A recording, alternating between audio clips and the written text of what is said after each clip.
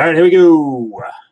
Late night happy hour on a Monday. We'll get some guests coming in. We'll see who shows up in just a little bit. We follow up a big Vegas Golden Knights win. Interesting game.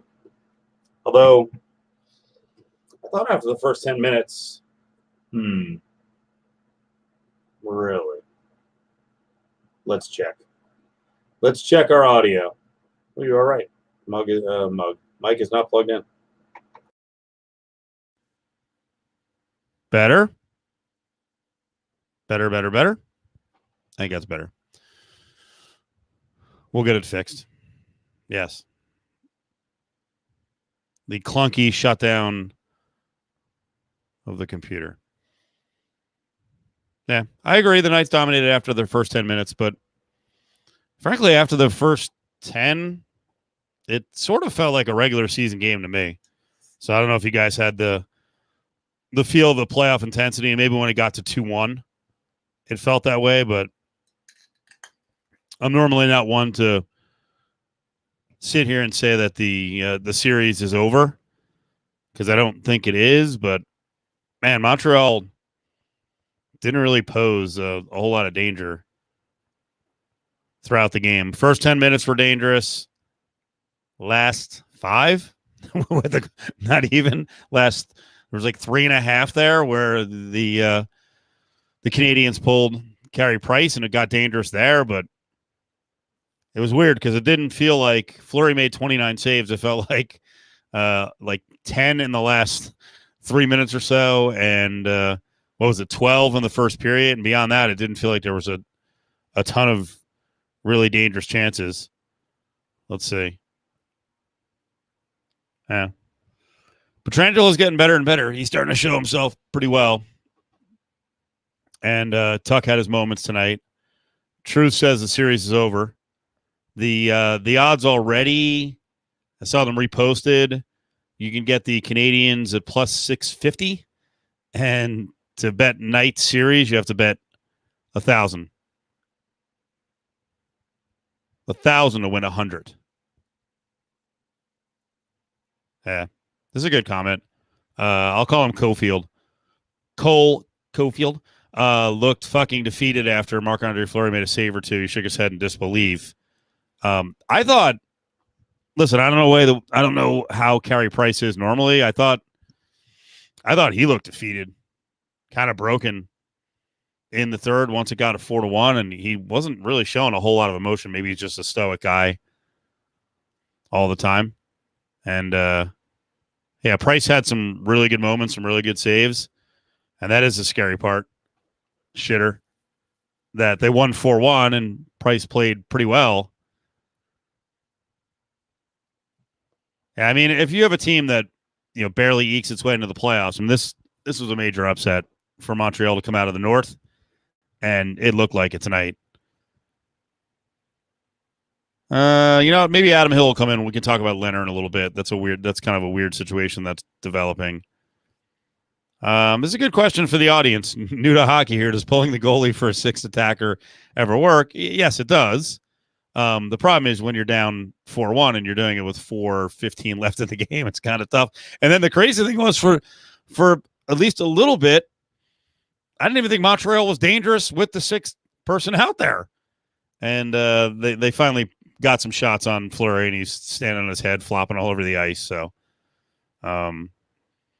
it didn't seem like Montreal had a lot of firepower.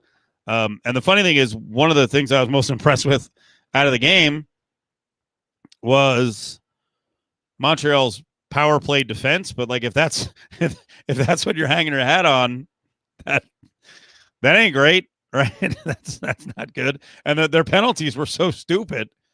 And at one point, I did retweet a couple of jabronis who were complaining about all the calls against Montreal, but they couldn't specify which ones were bad ones.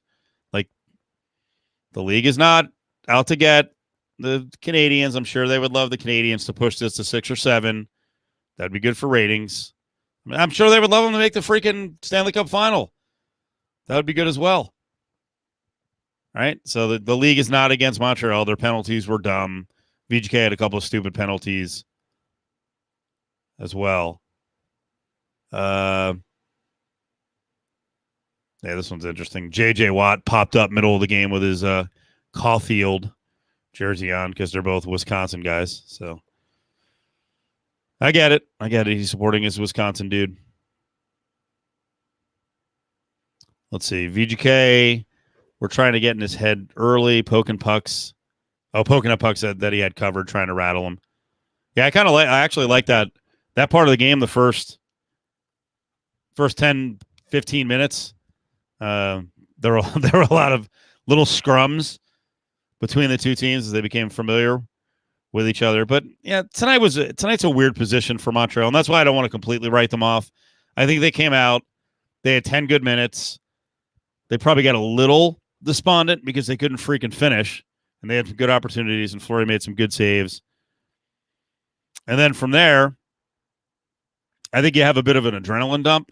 You know, if you're playing in front of almost no one in Montreal, and then all of a sudden you've got this raucous atmosphere, you come out, you're the one who's fired up after all the rest, then you get nothing done in the first 10 minutes. I thought they had an adrenaline dump, and then in the second, they played worse. And that was like vintage. You know, there's a reason the Golden Knights were so good this year. When you're a top 5 goal scoring team and you're the number 1 team in terms of goals allowed, I mean, you're a pretty complete team. And that second period just showed a little bit of everything.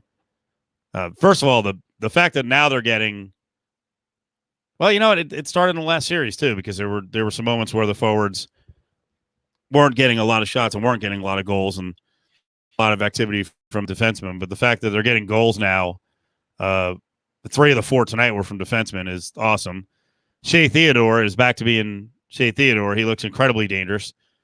The first goal was just wicked, and then the second, well, that he set up, the one to Martinez, was just ridiculous. Carey Price was flopping all over the place because they were so afraid of Theodore basically from, you know, point blank range, and then Martinez had an easy goal. So that's a good sign to see the defensemen getting results. Yeah, that's a good point. Jangletron says, don't count him out. Although the difference is I think there were some people who counted out the Knights after losing 7-1. I don't know. I didn't. I don't think most people in this room did. It was a bad game. It was game 1. But if your case is, hey, you know what? Montreal got a little spooked by the crowd, was not great after the first 10 minutes because of the long layoff. Maybe they're a little bit intimidated because the Knights are, you know, are they the best team they faced? Yes. So there's always a bounce back. And you know what? This is a true series now in terms of travel. So this is a long trip for the Knights, and they are going to have to quarantine or whatever, bubble, when they go to Montreal. So that could be kind of interesting. I have no idea what the crowd is going to be like. Has anyone seen updates on what the crowd could be for games 3 and 4 up there? Vegas flew. Probably not. I would guess the Canadians didn't do anything around Vegas. Although, if they had the opportunity to, I could see them going, you know, wanting to go freaking hog wild, but I don't think they'd be that immature or irresponsible. Let's see some other comments. I did like this, and I like that Micheletti and Forsland pointed it out that Marc-Andre Fleury was really fucking with people early on, and I forget who got trapped. One of the Canadian players got trapped between Math and like 4 other Golden Knights or 3 other Golden Knights, and they were just giving them the business. And all of a sudden, you see Marc-Andre Fleury like with the glove, just like covering his face and freaking trying to grind him. So that was kind of cool. Let's see. Does Montreal have different quarantine protocols in Vegas since they got an exemption to travel? I'm not sure. We'll find out about that. Brady also with I shit on Theodore all last series. He looked so good tonight, finally. Yeah. He started to come out of it last series. I'd have to go back and look at this. All the experts on NHL Network said Vegas was done after game 1. That seems ridiculous to me. All the teams left are good. I don't know if Montreal is good. We're going to find out. Montreal was not good during the regular season. They were kind of mediocre. All right. Mayor says, Isles plus 825 to win in exactly 6. Rick says Dream / Nightmare. Isles, Golden Knights final. All right. Lawless at 2,500. Man, what a bummer. All right. So the Canadians petition for more fans, but no response from the government so far that I've seen. And there's Brady saying, still 2,500. All right. CJ Cards fan picking what? Knights in 4? Check that. Knights in 5. All right. I could buy that.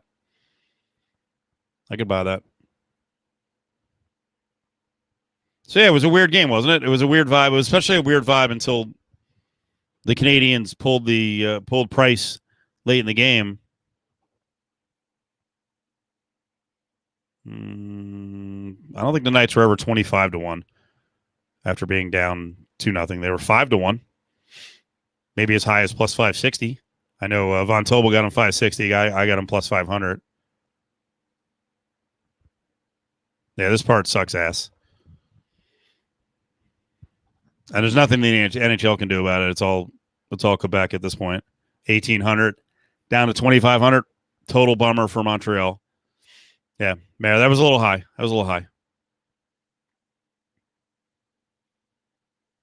This is an interesting bet. VGK in 4 and bet minus 2.5 to be safe. Truth, where'd you get that?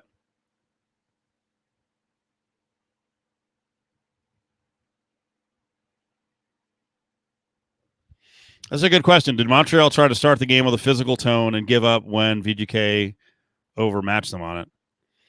I mean, I thought it was pretty clear that Montreal is some of their most dangerous players are playing at a disadvantage in terms of size. I thought Gallagher was going to be dangerous throughout the game, but then he was dangerous those first 10 minutes. He's a giant pain in the ass, but he's a little guy. But they nullified him the rest of the game. Yeah, Tuck had a couple of shots.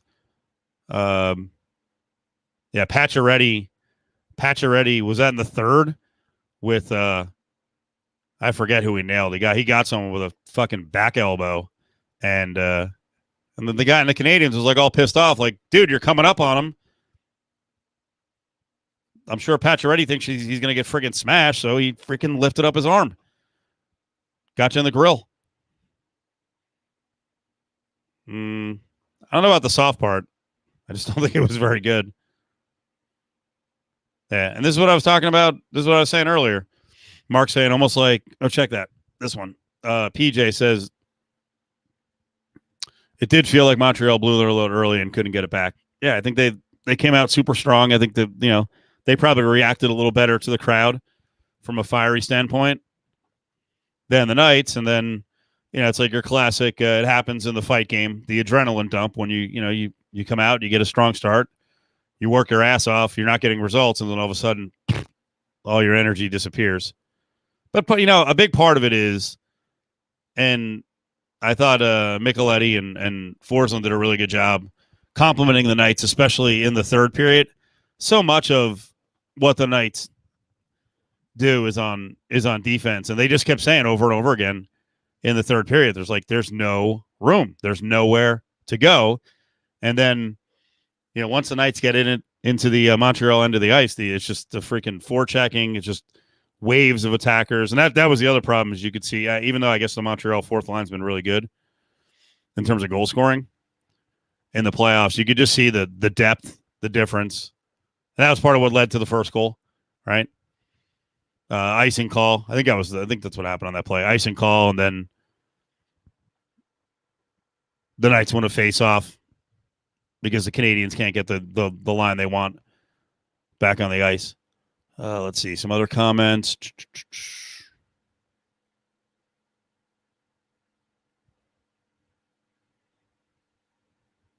I don't even know what Ryan's saying, as usual.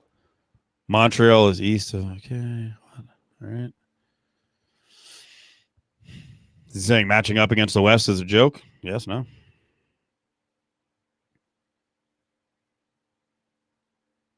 Who knows? As always, a Hill throws off the rhythm of any show. Excellent job. Excellent job. Let's see. We also, how about some compliments for Holden? This is nuts. This is totally nuts. So he has another goal tonight. He's got goals in back-to-back games. So you have 8 points in the playoffs. Yeah, you know what, CJ Cards fan, I don't get this at all.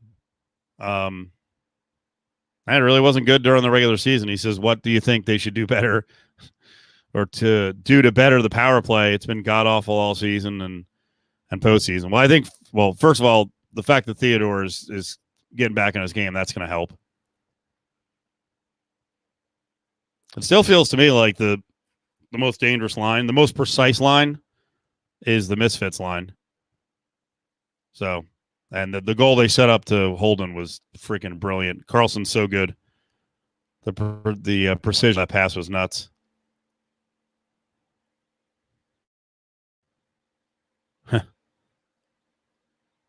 Yep. Leonard started the next 2 games. He's in. All right. Well, we might have Adam Hill join later on, but we'll open things up to all sports as our buddy Alex is back. We'll give him a big screen. Yo. There he is. What's up, man? How's my audio? It's not bad. Okay, not bad. I know we have problems with it a lot, so. You might be off your computer mic, but whatever. Hold on. Wait, hold on. Is that better? Try it again. Check. That's better. Okay, we'll roll with that. Rick, what time are the tickets? 120 tonight. That seems low.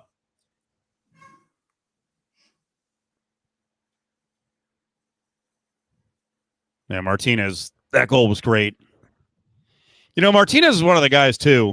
Every time I see some asshole on Twitter from out of the market piss and moan about the expansion draft, like, how many guys have they added since the expansion draft? Enough with the expansion draft bullshit. You know? I didn't hear anyone at the time say that the Knights stole some major player when they got Martinez. And they've added a bunch of guys like that. Obviously, Stone being added, also not part of the expansion draft. Pacioretty. These guys are available to lots of teams. They were not part of the expansion draft, so shut up. Right. I didn't hear, raves like the rich got richer with Stevenson. It's like Jan Mark was supposed to be just kind of a nice ad. So, exactly. They traded for Martinez. That's my point. There's no expansion draft. There's a bunch of guys on the team who are not part of the expansion draft. They've turned over the team. Not completely. And I agree. Whiny bitches. Love it. So anyway, Alex, Golden Knights won tonight. They're coming into the series. They were like a 4.5 to 1 favorite. Dude, you got to get into this. I'm getting in. Well, dude, so the Ducks are going to be bad for a while. Oh, like the Mighty Ducks? Yeah. And by the way, another point on the expansion draft, Fleury was they didn't want him. The Penguins are trying to get rid of him. Like, at the time, no one, I think people were like, hey, they got a pretty good goalie in Fleury, but wasn't like the Penguins had to get rid of Fleury. They made a decision to go with the younger guy. So, whatever. I'll be honest, man. I have not watched an ounce of hockey in You're 3 years. You're a fool, man. You're missing the best sport going. No, I'm not. But I'm not anti. I'm not like anti. I'm busting your balls. Well, one, I know. Join the crowd. A lot of people are not watching, sadly. So it is great though. Alex named 3 Knights. I'm like, dude, name one pro hockey player right now. Timu Solani. Not why he's here. It's not why he's here. All Korea. He's here for his SoCal knowledge, his knowledge of weddings, which apparently he's an expert. He loves them, and also his Clippers. See, I almost watched VGK tonight. I almost watched VGK because I turned on the TV and it was like, I have Hulu, whatever. And, I'm looking through the options and it was like, oh, VGK's on. Like, I should watch. But then I was like, oh, Clippers are about to be on. So I just couldn't. But I almost did. If it was not a conflicting thing, I would have put VGK on. Alex is I think. too busy to find what the hell channel NBC is broadcasting. Well, believe me, everyone around hockey should be rejoicing that the NBC part of this is done, because it's a flop down the stretch here. Because I don't know, Alex, I'll just tell you, the Knights are very big into the whole Vegas thing. They're trying to, they've always had kind of a bunch of glitz and glamour before the game and during the games. And they've actually toned down the open. Basically, they have some cheerleaders and they crank an air horn and they've got, a night up there. But they used to do it in the middle of the ice.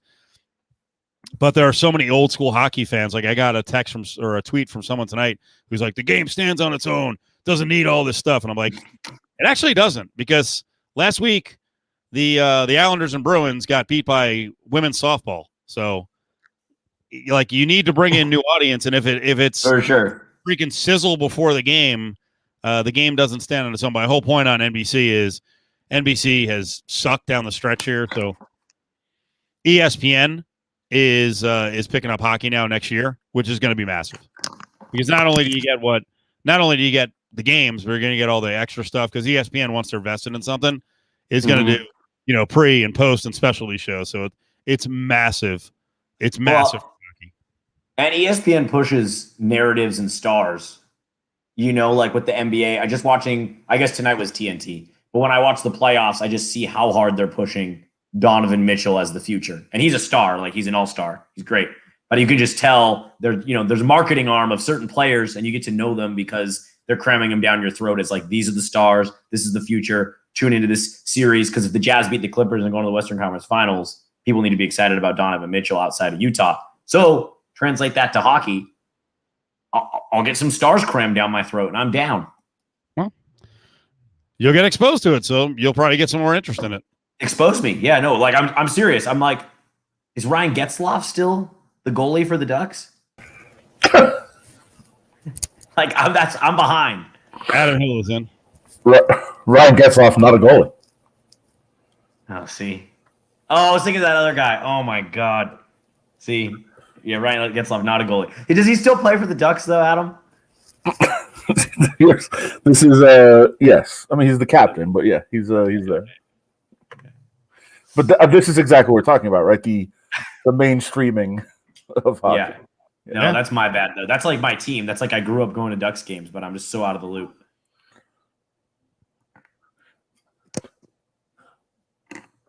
It'll change. Yes, the ESPNization of hockey will going to change the whole thing. Yeah, for sure. Change the whole thing. The ratings are horrendous. Like this, I bet this series might completely flop.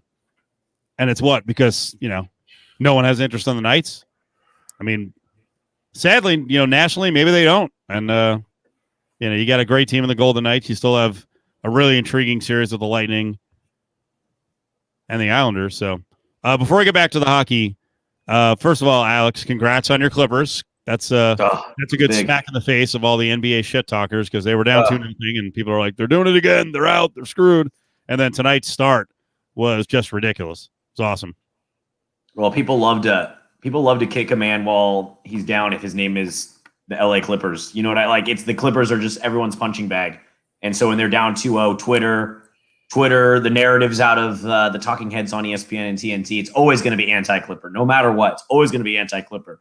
So tonight was huge. And this morning, I bought tickets to Game 6 on Friday.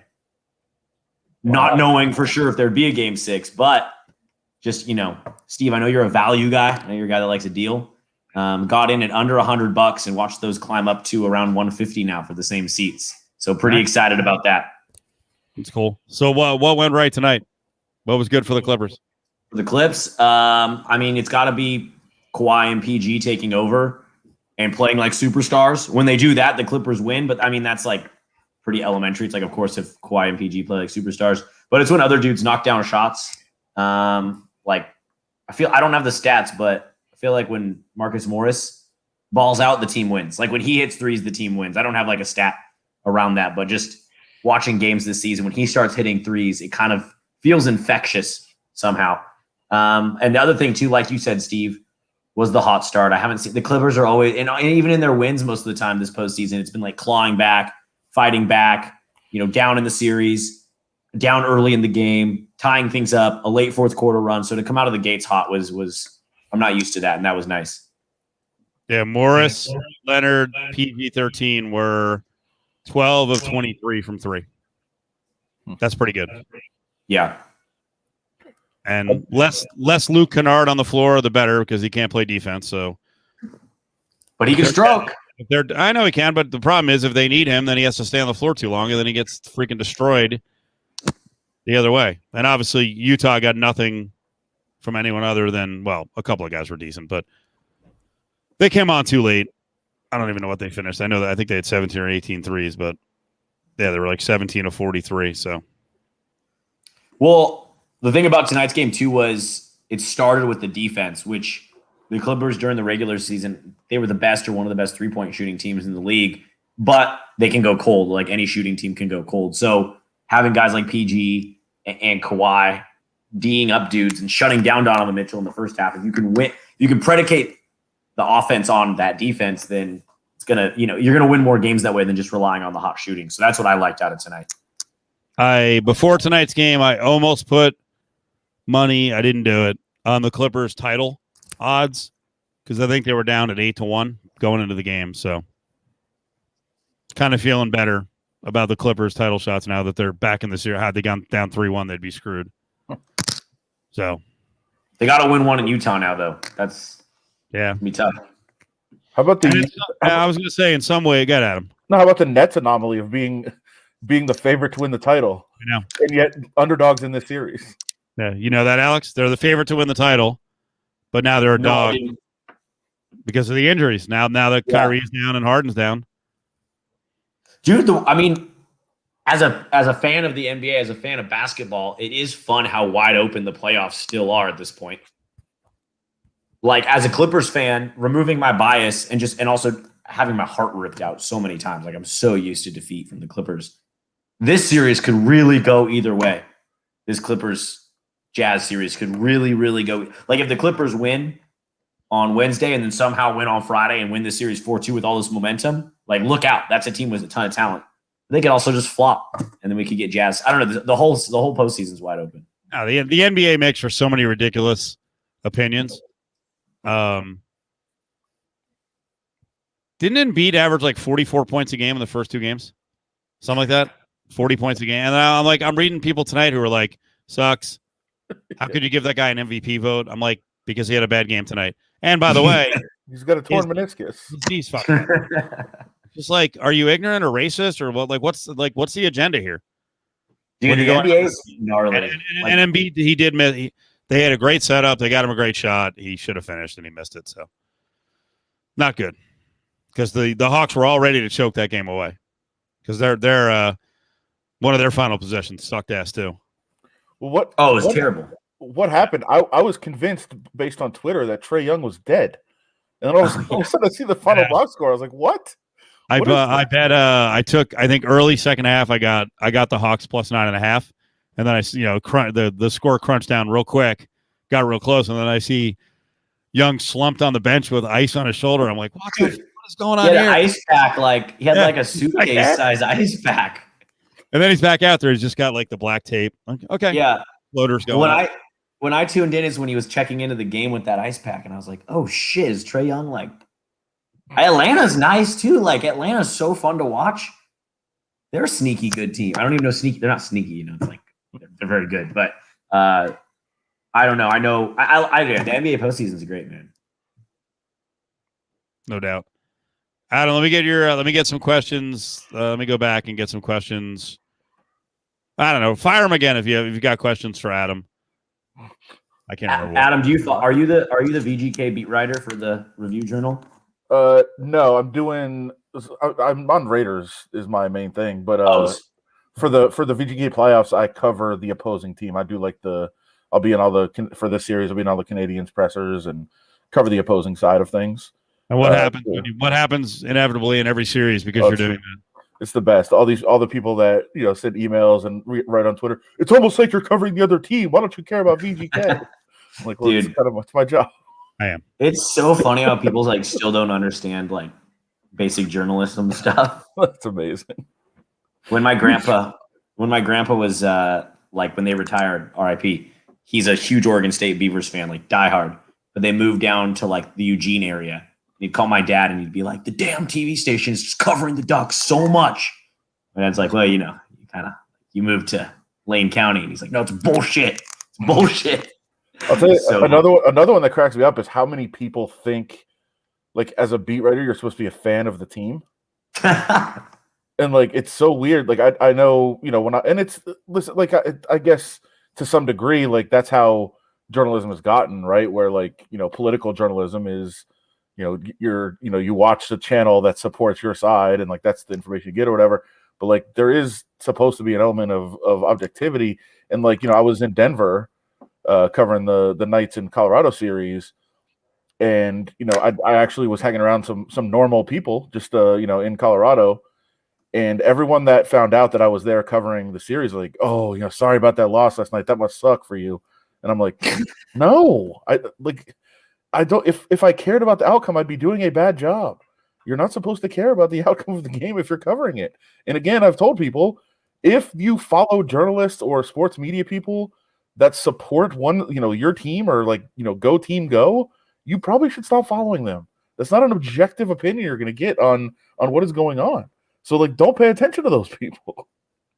But then like at the same time, websites like Bleacher Report were totally built around fan written journalism, but now they're like big entities with reporters. So I feel like the lines are so blurred there that it does screw people up and it like leads them. They're very blurred because you didn't see this and we didn't even get to talk.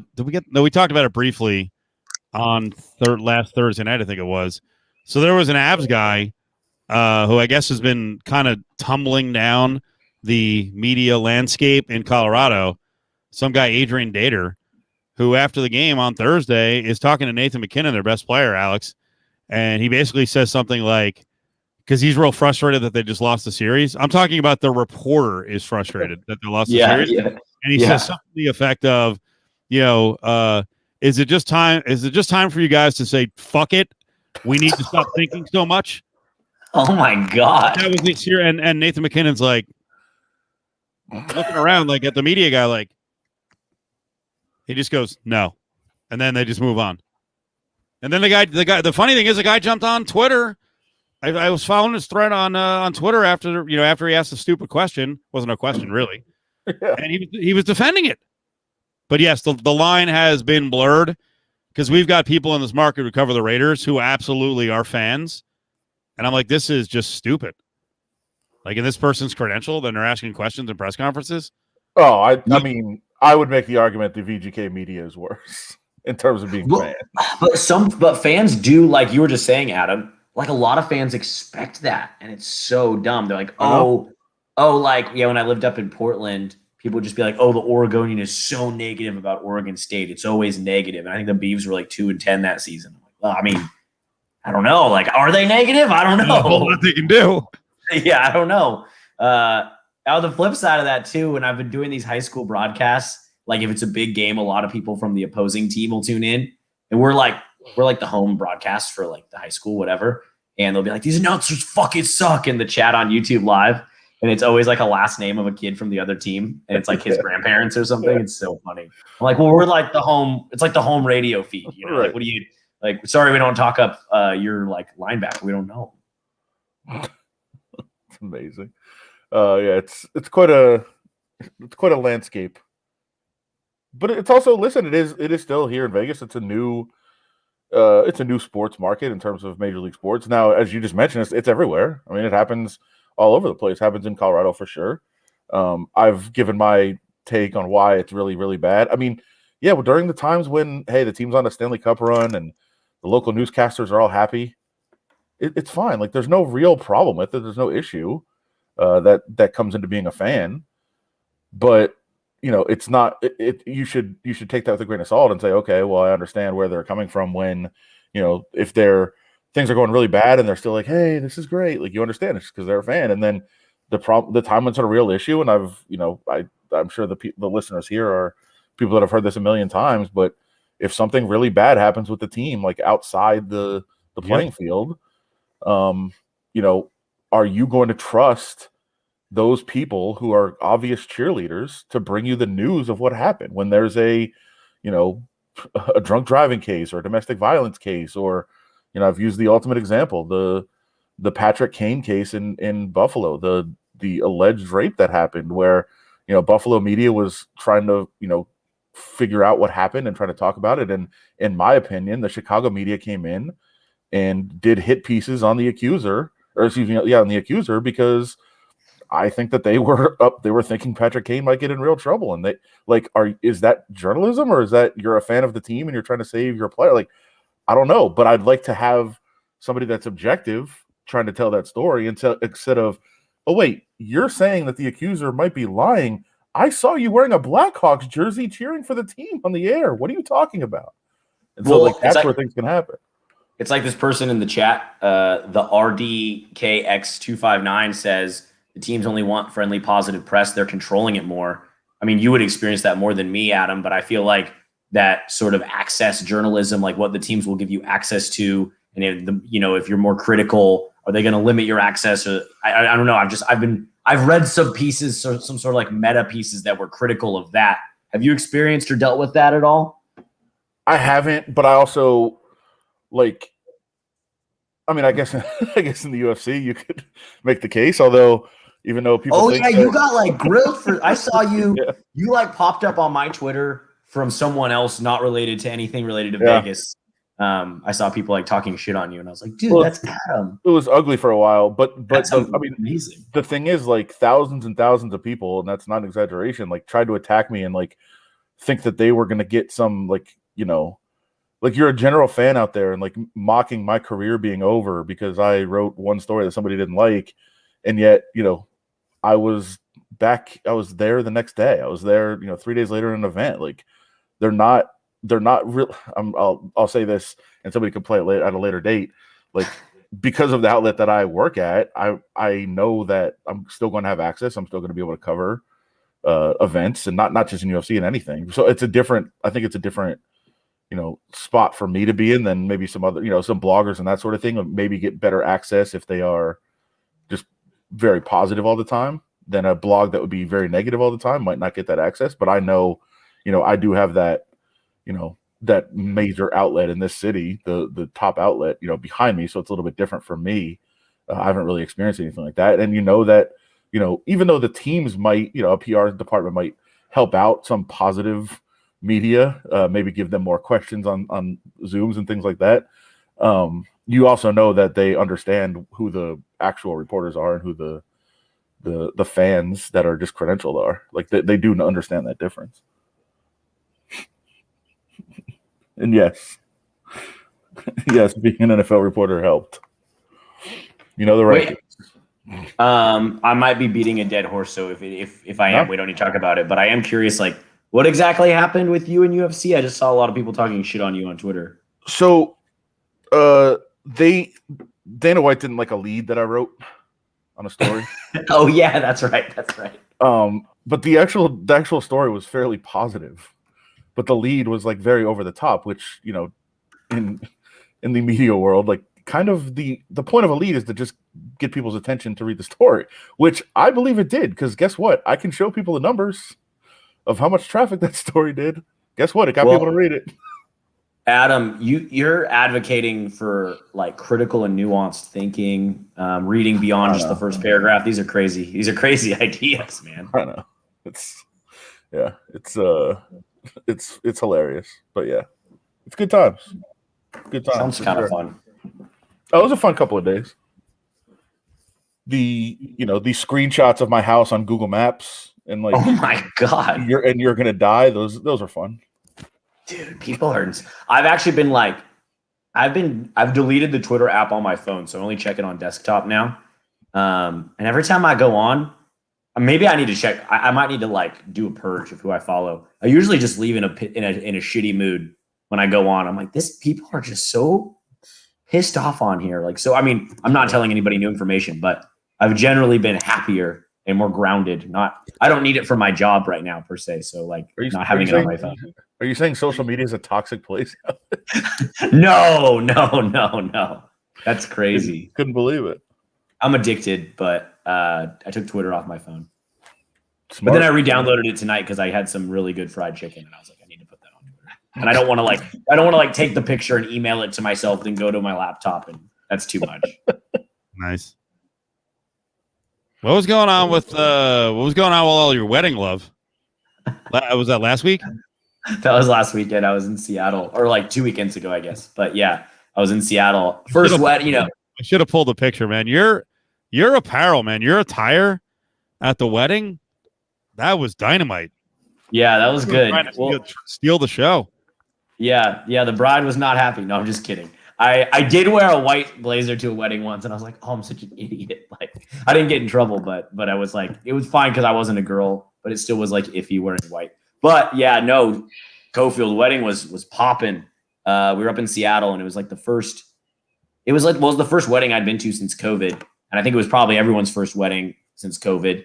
And everyone was just like at full throttle the whole weekend, just so stoked. It was like a high school friend that moved up to Seattle. So it was a bunch of people, in town for the weekend. And oh man, it was like, I really felt like physically ill at the end of the weekend. It was too much partying, but it was really fun. But too much drinking. Yeah. Do you want any more updates? It was, well, I mean, I have a lot of questions tonight about a lot of things I've seen on social media recently. I don't know if just in general or from me, or you're just like, you want me to explain some memes to you? Really, for both of you guys. Okay. All right. Well, first of all, the outfit is it's dynamite. Tremendous. Yes. The shirt came off too. The shirt came off on the dance floor. Not just me, like the groom. I'm telling you, people were turned up. Like groom had his shirt off first. People were like that excited to be at a wedding,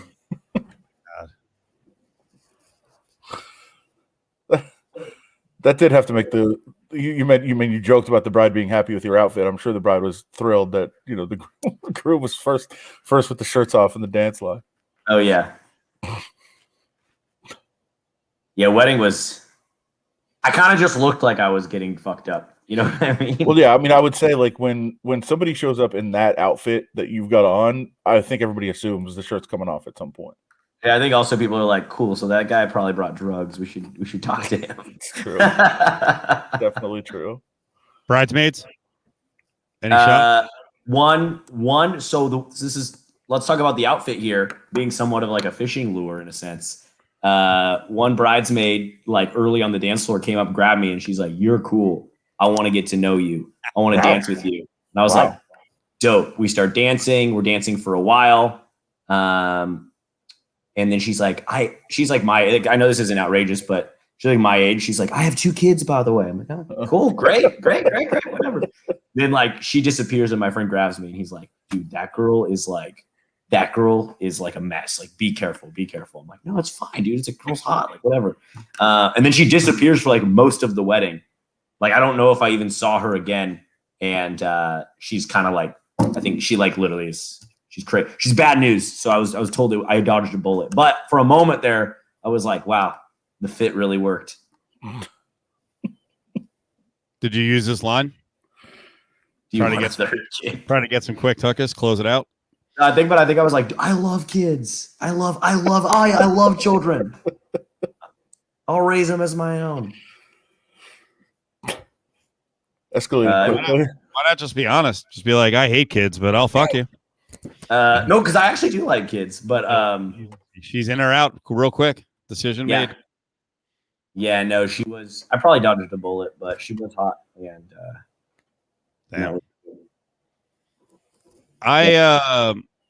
with Adam, I won't out Adam with the photo, although you did post it publicly, I guess, for people who follow you. Yeah. I mean, do you want to give any details? I'll just say I saw multiple pictures of Adam hanging with a crew where I think Adam was the second smallest guy. And I kept showing it to the SO and other friends when I was on this my little vacation in San Diego, and I was like, who is he hanging out with? You are like the shortest guy in the group, and you're like, as you'll say, 6'4", I think 6'3", but whatever, 6'3.5". Go ahead if you got anything. I don't know. I mean, I don't care if you want. It doesn't matter to me. It's a. I mean, yeah, it's an interesting crew for sure. My friends. That's how we roll. And I would say that all your friends, and you had one hook into that group, and then all the other guys are there. No, they're all friends. Okay. What, they're like offensive linemen, or Looked like one of them was, or at least a defensive lineman. One guy had to be 6'4", 280. And then I thought there were like several guys who looked like they were 6'5", 6'6". Skinnier. It's funny that you were asking like who they were, like what do they do or whatever, and I was like, well, I actually literally can't talk about it, which is odd. But it's not for the reasons you might think. That's very vague, I know. That is so vague, but I mean, I still don't know who they are, what they do, but I guess I think I know why. I've eliminated a reason why you can't tell me. Okay, that's fair. I think you posted them as stories too, so they might be gone already. That's probably true. I think I posted one just on normal Instagram of us just in front of the hotel. Oh, Adam, you're on Instagram? Yeah. I gotta hit you with a follow, dude. Yeah. I'll follow right back. That's good. I think one was on there. Yeah, there is one. You guys, Adam, what's your name? You guys need a flash for this picture. Adam Hill LVRJ. Oh, smart. Where? So can we say the resort? It actually wasn't great. Yeah, that's what you said. You were going to a bunch. You're going on a bunch of Mexico trips this summer, and you were like, "Yeah, this one's not that great."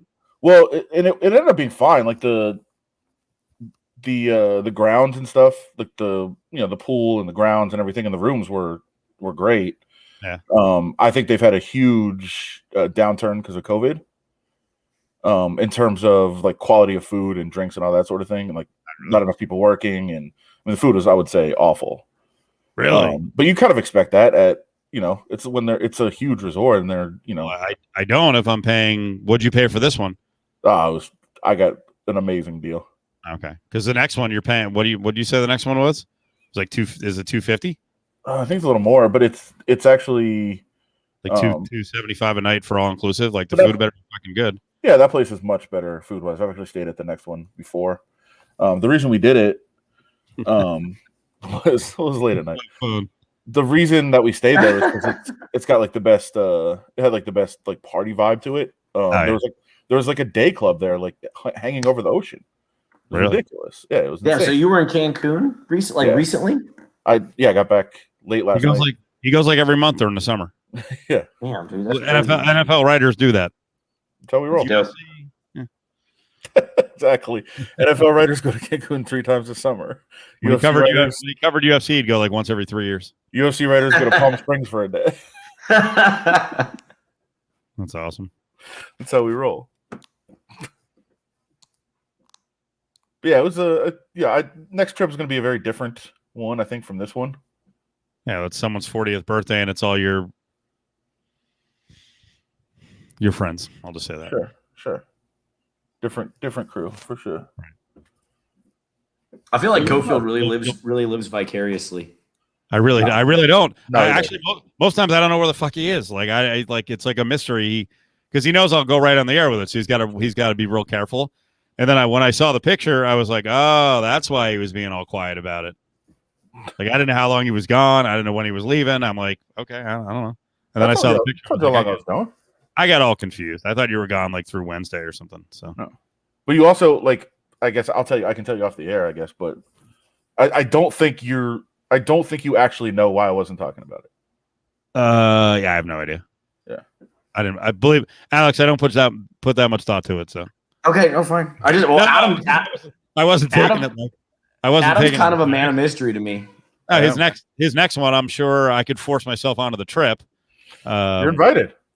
I know, but I have to know more about I've already heard some of the people in the group, and I'm not sure I can do it. So I'm not sure I can take it. What?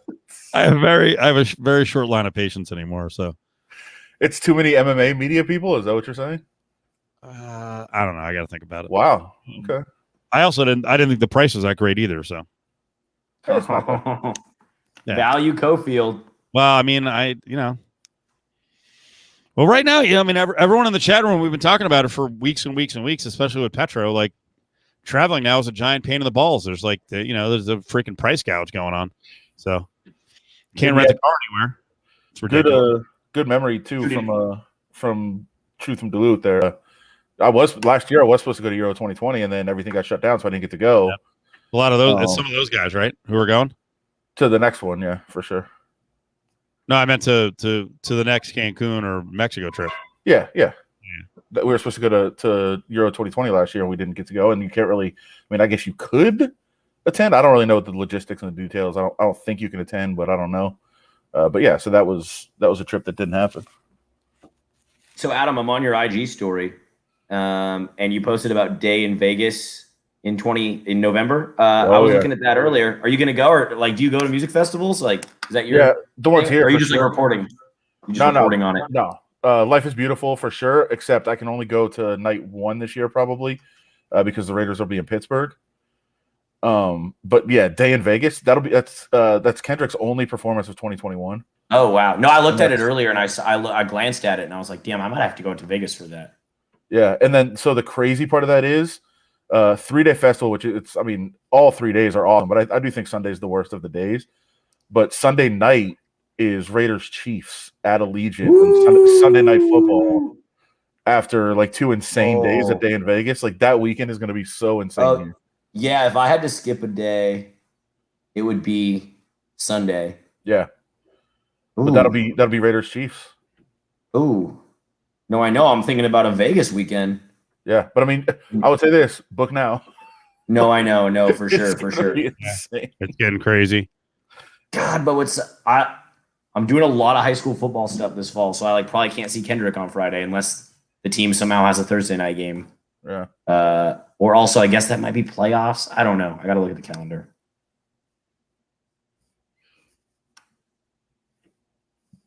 Rick, how was Virgin? Give us some feedback. I heard there wasn't many people there. No. Which is weird, but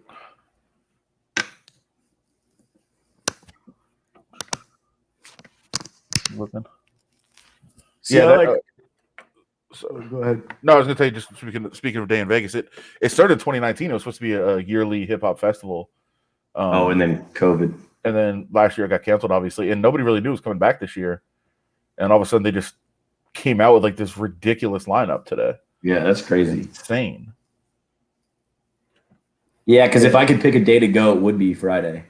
Oh yeah. Yeah. Sportsbook hasn't got their they don't have all their licensing and stuff yet. That was gonna take a while anyway. I gotta step over there at some point. I went and checked out the place that was on episode 1 of Taffer's Vegas Bar Rescue. Which one was it? Paradise Cantina. Oh, was it? Yeah.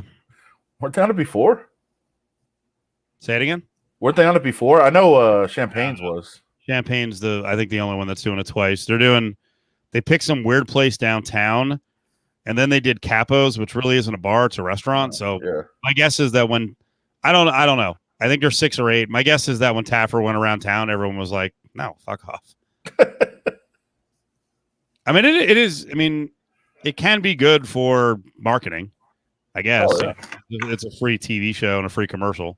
So, do you ever watch Bar Rescue, Alex? I have, yeah. I haven't watched it recently, but I have watched Bar Rescue. So he did an all Vegas. Familiar. He did an all Vegas season. This last one. So one of the bars he just fixed up is a place called Paradise Cantina, which is by the old Hard Rock. And as you watch it, it's kind of like there's a lot of fibbing, a lot of embellishing about how popular the bar has been.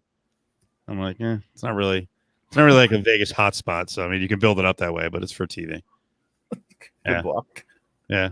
Brady said, I just drove by Capo's from the outside. Looked like nothing's changed. I'm not going to change it. Yeah. There was a bar in Portland, I remember, when I lived there that was on bar rescue, and then it sucked worse after it got rescued. It was like worse when it got rescued. Then they changed it again, and it also sucked, and then it just like went out of business. Oh, that is interesting. Mark, what are you seeing? What are you seeing? Alex just slid over to try to block it. My roommate's kids are staying with us right now, and one of them's asleep on the couch behind me. Dude, you gotta get off of this. You're waking the kid up. It's ridiculous. No, I told him he can't go to bed till midnight. Michael, say what up. Are you sleeping? No, don't wake. What are you doing? Jesus Christ. Maybe he really does like kids. No, just someone saw your foot on the podcast. Oh shoot, my camera unplugged. Hold on. He's out. No, hold on. Hold on. These aren't the girls' kids from the wedding, are they? We got him. Yeah, she was not into it. Oh wait, That's awesome. there we go. Oh, hold on. Maybe she just Better view. did she just Change the angle. did she Just change the angle. she gave you the kids and took off? Yeah, I didn't even get laid. I just ended up with the kids. Nice, good trade. That'd be an Ari move. I'll watch your kids for a couple of months and I'll get laid. Like, no. At the end of it, and then she's like, actually, the whole time you're watching her kids, she's fucking someone else. But I get it.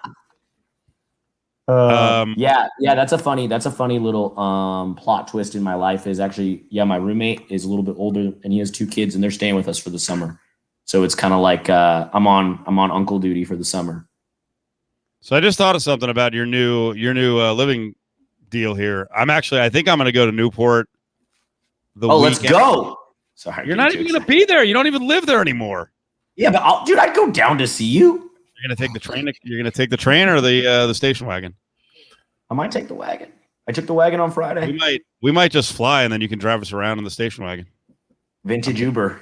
I'm kidding. Yeah, exactly. You're like, no. I mean, that'd be an expensive Uber because of gas, but I'd do it. It has AC. Oh, it was hot in LA today, dude. I had the AC cranking and I was still melting. You know what? Oh, sorry. Oh, you guys. Oh, my bad. No. Let me get it straight. If you're on here and you want to talk about LA weather, No. I'm down. I'm going to say right now, I'm banning all Vegas weather talk. Okay. Because I'm already seeing a bunch of radio people and newspaper people in town and new media people in town bitch about our weather or that it's hot. And it's like, if you've been here for 15 or 20 years, shut up. All right. I mean, you know why, especially if you're talking about the sports media people. Yeah, because of the Raiders. Because we have to be out at practice tomorrow. And I'm like, who cares? Sweat. Like, we'll be out there. It's fine. Like, you deal with it. Want to live here or not? Like, there's benefits and if you want to look at that as a negative, that's fine. But then leave. Stop. And 95 in LA can be oppressive, especially in certain areas. It was hot, but you guys are in Vegas, and so. But I think it's different. It's hot. Like your hot is different than our hot. Well, just for me, my car is like just a hot box of heat. That's because it's in. Yeah. I mean, do you have working AC in that thing? No, I do. I got the AC fixed. I Really? got it. I was like, no, we have to have this. But still, I don't have tinted windows, and I have like navy blue velour interior, and I sit in it, and it's just like baking. That's rough, man. It's rough. I should get tint just because I get in there and I'm just like, oh, I took a call in the car today, and I was like, oh my God. I mean, I had to like start driving for no reason. Yeah, and that's the thing. It's the freaking humidity. So I was in San Diego. I felt it was like 78 there, and a couple times I'm like, yeah, it's kind of hot here. I'm like, what the fuck, 78? Humidity can be gnarly. It was beautiful. Wait, Cofield, what were you saying about you're going to come down maybe to Newport Beach, California? We're up in the air still. I don't know. We'll see. No, I mean, no pressure. No, there's gonna be a kid there. So I don't know. I have no tolerance for kids anymore. So. Where, Jesus. One of our friends has a beach house, supposedly like within walking distance of Newport Beach, and the weekend after 4th of July. So whatever that is, like the 11th, 12th, 13th. I think we're gonna be there. So because they started throwing around all the Newport bars and restaurants. So I was like, yeah, okay. No, it can actually be really fun. I'd definitely come through. I'm coming through for a night. If it's the weekend right after 4th of July, it's a good time to get out of Vegas, by the way. I know. because you know that weekend it's I know. the Saturday night of that weekend is the Conor McGregor Dustin Poirier fight at T-Mobile, and then the sold out Garth Brooks show at Allegiant right across the street. Yeah. The city is going to be nuts. It's probably a good time to not be here. Yeah, come through, Cofield. I'll come down. I might take the train. Dude, you want to know what's funny about taking the train? Actually, this isn't funny at all. Well, two things. One, took the train Saturday. I took the train Saturday to see my friend, and up in Ventura, I took it north. Oh, wow. But we were delayed for 2 hours on the track. I went from LA to Burbank, like only about 2 stops. So it ran over someone. The train ran over someone. Oh, And so we were delayed for like, they didn't say, they just said trespasser. So could have been homeless, could have been suicide. I got to say, I like a lot of things about California, and I just saw they have like some $12 billion plan to fix the homeless problem. My God. Let's see it. Adam, Let's I know see you it. I know you love San Diego, Adam. You got to, when's the last time you were down there? it's a good question. Holy Christ. January? They are Popping. they're more prevalent now than they've ever been. And obviously LA they were around LA. Dude, San San Francisco. Oh, I yeah. know. Oh, yeah. But- It's but crazy, also, man. It's weird though that I don't know if it's weird is the right word, but like it doesn't bother me. Like when I'm on vacation in there, or like I'm there. Like last year I was in San Francisco quite a bit for work. I guess it's 2 years ago now, and people were like, "This is as bad as it's ever been. It's so out of control." And I'm like, I walk around where they are, and you're like, okay, this is cool. They have like their own little setup, and then you move on. I mean, if you're there, maybe if you live there, it's different. It gets you all the time. But like, to me, it's like, hey, they're part of the community. Like they bring a different kind of sense to the community. Of it's a different, it's just a different way to live. Yeah, but the crazy thing in San Diego is as you move further away from like Petco, you start moving up towards like 11th, and you're kind of on the edge of the downtown. Like there's like a lot of nice high rises. Yeah, I'm like, this is fucking nuts, man. I mean, I'm pretty impervious to stuff, but there's bare ass freaking homeless people around. Like they're struggling, man. It's bad. It's great. Let me ask this question though, because we just said it, right? You want to live in Vegas? You deal with the heat. You want to live in a city in California? That's part of what your neighborhood is. And like, I mean, it's just crazy because like I'm not with someone. I'm like you, Adam. I'm like, I'm not bothered. I'm like, oh my God. I'm more so like, how the fuck do we fix this problem? Like, what is like structurally what is going on? Because it's like, yeah, in some ways it's really easy to just dehumanize them and be like, oh my God, this huge population, like I can't look at them. But then everyone, some people are dealing with addiction issues. Some people straight up like just lost their jobs. Some people are crazy. And so it's like hard not to dehumanize and to start like to maybe talk to one, but then there's others that are like legit scary. Yesterday I was in Hollywood. Oh my God, don't go to Hollywood. Hollywood is like so trashy, dude. There's just, it's just crazy. There's like people trying to go to the club. There's like foreign tourists on the Walk of Fame. And then there's a homeless guy walking down the middle of the street, waving a hypodermic needle above his head. And just like, I'm just like, are you going to use it? Like, are you going to stab someone? I don't know where I was going with that, but I saw that yesterday. I saw the guy with the needle. I'm just like, oh yeah, fuck yeah, dude. There was a city the other day on Twitter that was kind of bragging about what their police force is doing now with especially homeless and, people who have mental health issues. There was some guy, did he have a knife? He was like walking in the middle of the street and he was waving some kind of weapon. And now they have, they were saying like they wrap them basically. So it's almost like they lasso their feet, where they wrap their feet with they shoot something at them that wraps their goddamn not their feet, their legs, like their lower legs, where they can't walk, where they'll be incapacitated and then they go down. So for me, it's just like I don't know why I brought that up. I was just thinking of like when people are having episodes, like what do you do? What do you do in law enforcement? Because they can be a threat, but you also don't want to murder them on the street. No, for sure. Like that's the thing. It's just they're people, right? So there's a wide variety of things. And for me, I just keep seeing like in LA at Echo Park, there was a huge homeless camp. And they were like, yo, we're a full-on commune. Like we have we have leadership, like we have this and that, leave us alone. The city was like, no, this is a park. They're like, well, we're the pub. There's a big debate. And then they cleared them all out. Right. But I'm like, okay, great. So I guess now we can use the park. I guess that's cool. And it was gnarly in there. Like, it was really gnarly. But we can't just keep clearing parks. Like, you can't just keep moving people. Like, we have to somehow do something from the ground up. And I don't know the answers. Clearly, no one does. But it's crazy. They kind of do in Vegas, right, Adam? What is it? We just kind of sweep them to the north a little bit, north of downtown. Pretty much. Just like give them an area. Yeah, you know what? Fuck, I saw a little encampment being built like underneath some of the bridges when you take 95 to the 15, like coming down on 95 to the 15 south. I was like, that's an interesting spot. I don't know how long that's going to last. I mean, it looked cool, but they tend to kind of break them up too. And I know like there's one area there's a lot live because it's right over the RJ. Actually, where you're talking about is right by the RJ too.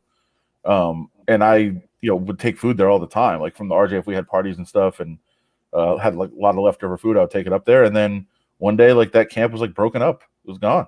I was like, where do they move them to? Yeah, it's crazy too because I just see both sides. Like back to Echo Park, which was like a huge national story.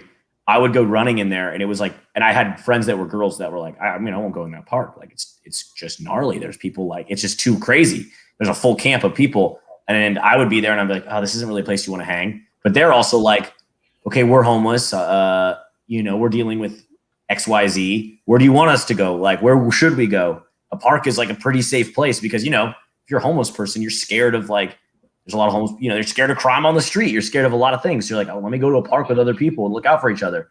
So it's tough, but then there's people. Yeah, it's just so complex. I can't wrap my brain around it. it's nuts. It's crazy. Adam, answer a couple of hockey questions before we close out. So people were asking about Montreal after the game. So what was it like? What was there? You can't go in a locker room still, right? It's still Zoom. Yeah, still Zoom. I think encouraged by, at least the start. I think obviously they were not happy with the result, but there's nobody on the planet that could think that the Golden Knights were the better team for the first period. And the Canadians kind of, I think, took heart of that and said, this is the first time they've played in front of fans all season. I mean, they had 2,500 at their home game, but that was it for one game. So it's the first time they played in front of actual fans. It's the first time they played in front of it's the first time they've been out of Canada. First time they've like really traveled outside the country to go play. There was a lot of things that that they were having to that it was kind of a feel out game for them, that they believe that. Now you don't have the opportunity when you're that big of an underdog in a series. You don't have the opportunity to waste games or throw games away. But I think they all came in and said, how good was that first period? They were they said we came out, we're the better team, and if we can do that for 60 minutes every game, then we're gonna have a really good chance to win this series. And so I think that was part of what they looked at. And then the other thing they said, which made a lot of sense, was committing as many penalties as they did, which is 4 in the first 30 minutes of the game. Even though the Knights didn't capitalize on that, like they spent so much time killing penalties. And then after that, you get through that, it's still 2-1. When they get that goal, like you have a chance to be in it, but then you give up that other one quick right away. But when you're killing that many penalties, it just drains you so much. And then after that, for the final 30 minutes, they thought they played a lot more cautious because they didn't want to commit any more penalties because they were so on their heels from it. So, being more consistent with how they played in the first period and eliminating penalties is their two big, kind of focuses and takeaways from this game. But I think you go in and say you can't dominate a team as a big underdog. You can't dominate a team like that for a period. Right. In game one and not get a result. What do you think of Carey Price? And I don't mean his performance, but I also thought his body, I don't know, I thought his body language and like lack of emotion was a little bit, he looked a little, I'm not going to say broken, but like in the third, he was like, I guess I was probably trying to write a narrative off of what was happening in the game, but almost like, God damn, man, I just did a lot. Like, we suck. Yeah. I think that was kind of part of it. Like, that was the vibe I got. I'm like he had a good game at times, but like after a while, I was like, what the fuck? Can I get some help here? Yeah, I mean, I thought he played really well for most of the game. And you're right. I think I don't deal with him regularly, so I don't know how he usually talks. But his answers were very short in the post game. Not that he was like expressing anger or outrage or being upset or anything. But his answers were short, which I kind of took to mean just frustrated. And I think you're right that there was a lot of that. And the other part was like, I think not only not scoring, because if you just don't score, I think you look at it and say, well, sometimes the other goalie is going to beat you, or sometimes it's just going to happen. You're not going to score. But as much as people talked about the chances, and I just said they were dominant for the first period, but they're like when it came time to actually try to score, they didn't really put much pressure on Fleury. Because as much as we say, hey, they were in good spots to put pressure on them, it was like they would hit it off the end of the stick. It was so much different, and this is why those teams were better. It was so much when shit started going down in front of the net against the Wild and the Avs. Like it was like frenzied action, and they had a little of that when they pulled Price at the end. But beyond that, I didn't think they attacked dangerous situations in waves. No, and there was one time when the puck was down there, and it looked like they had like 6 great shots.